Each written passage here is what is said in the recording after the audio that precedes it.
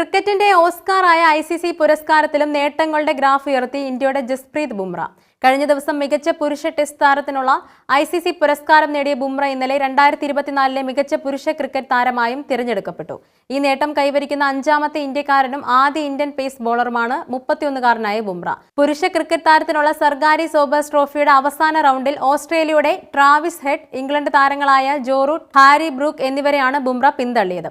ന്യൂസിലൻഡിന്റെ Amelia Kerr ആണ് വനിതാ cricketer of the year. 2024 ഒരു ഏകദിന മത്സരം പോലും കളിക്കാതിരുന്ന ബുംറ ടെസ്റ്റ്, 2020 ഫോർമാറ്റുകളിലെ ഉജ്ജ്വല പ്രകടനങ്ങളുടെ മികവിലാണ് എതിരാളികളെ പിന്തള്ളി പുരസ്കാരം നേടിയത്.